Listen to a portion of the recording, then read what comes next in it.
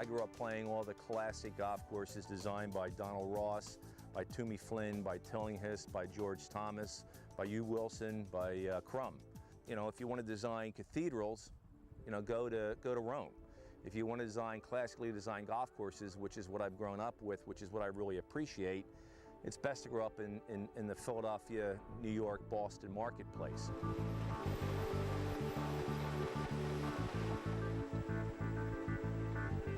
I think the biggest challenge in the golf industry today is how do you build a quality golf course that's strategic, that's beautiful, that's well maintained, that is an affordable golf course. This golf course would be a $15 million project had it not been combined with a housing community because the housing community picked up about $15 million worth of site work. The bridges that you're driving over, the sewer systems that are here, the retention basins that have been installed, all were installed primarily for the housing community, but the golf course has been able to take advantage of those. On this golf course, we were able to mine our own cart path material. On this golf course, it's a balanced cut and fill. On this golf course, we utilize all the indigenous features into the golf course design. But the houses were not going to be in framing or on top of the golf course. And because of that, I think the overall experience for the golfer and for the homeowner is enhanced. And that's what we try to do on every one of our projects.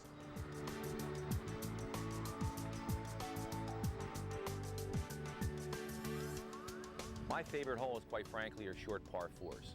In the case of this hole, you have a carry bunker on the left side, 240 yards. Hit a 220-yard shot, you're left with a 100-yard wedge, take your par. Or if you can carry it 240 with a slight left to right fade for a right-handed player, you have a chance of driving the green. But this is the 8th hole. This is a knockout hole. If you can make birdie on this hole, usually the match is one up, pretty close. This may knock you out, knock out the opponent, and you have the front 9-1.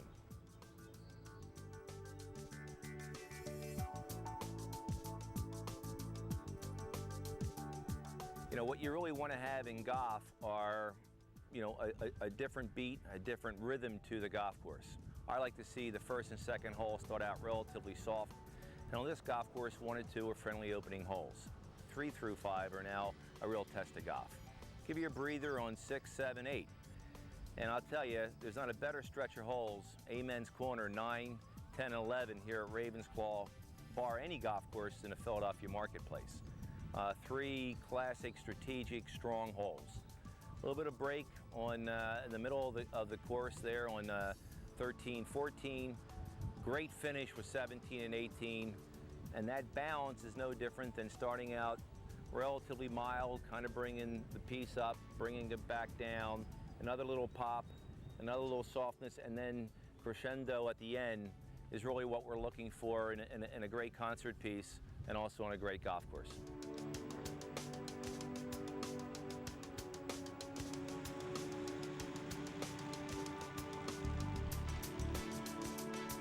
The classic architects wanted golf course architecture to be not just a game of power, but power in thinking. And on this golf course, it's going to take power, it's going to take thinking. This golf course is going to be playable for women at 5,100 yards. It's going to be playable for the championship player, par 71, at over 6,800 yards.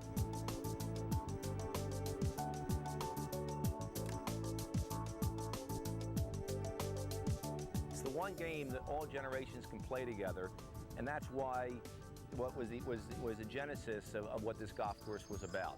A great golf course, strategic, playable, well-maintained, at a good price point. So if you want that experience, this is perfect. You want the vineyard experience, you have the vineyards.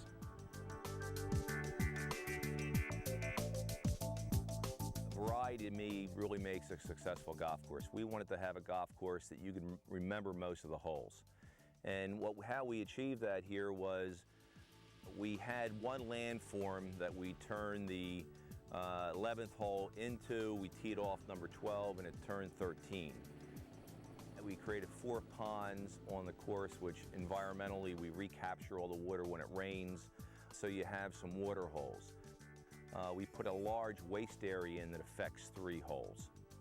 And obviously also at Renault Winery, we utilize the vineyards, which you go to on number 7, you come out of 8, and you also go into it on number 6. So by having a vineyard area, a wasteland area, that high point area, and also the lakes on the golf course, we've created variety on the golf course. When you're done, you can remember most of the golf course. Obviously, being a resort, we knew that all different levels of player were going to play here, and one of the challenges obviously was making it challenging for the best player, which is the second highest rated course in New Jersey at 75.3, but also making it playable for the person that might be here at a conference who's only playing once or twice a year. And how it was really done was by having 220 acres to work with, which is a vast canvas. It was done by utilizing diagonal hazards, which Alistair McKenzie used prominently in his work, which really means that the more you bite off of a diagonal hazard, the better shot angle, the better lie, the shorter distance you're going to have, so the better player can challenge it. But the holes are wide enough that the player who's less accomplished can play around the hazard, zigzagging their way up, hopefully for an easy bogey. Most people can get through a round of golf here without losing a golf ball.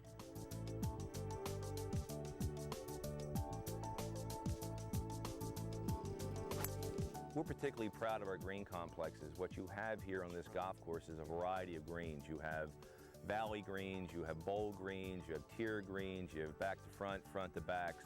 Every green is a unique experience when you're out here on the golf course. C.B. McDonald said that, you know, greens are to a portrait, you know, the face. That's certainly the case here at Vineyard Golf. It's pretty unique green complexes.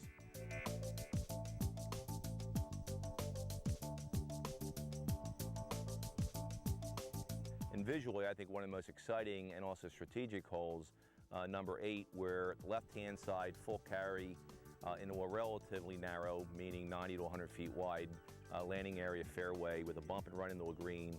Right-hand side split by a huge chasm waste area in the center, you know, very risk-reward. And then number 9 goes back to the diagonal theme, where the more you carry on the right-hand side, better angle into the narrowest green on the golf course, which is a great finish to the 9.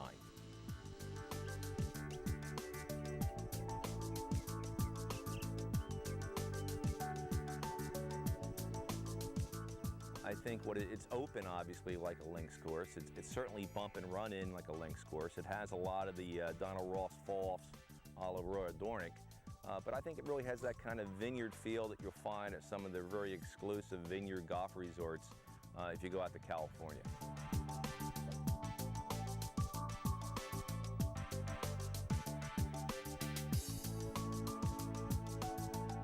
I think that what makes golf interesting, and Alistair McKenzie and Donald Ross certainly emulate these concepts, or they're the ones who study the old classic courses and reintroduce them to the United States.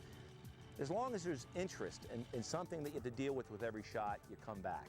But the kind of courses we design are ones that look difficult but play easier than they look. And I think a lot of people enjoy that. You know, if you're an 8 handicap player, if you can shoot 2 or 3 shots slower, you want to go back. Conversely, the 24 handicap, if he can sit there and shoot 2 or 3 shots better, you know, he's going to enjoy that golf course also.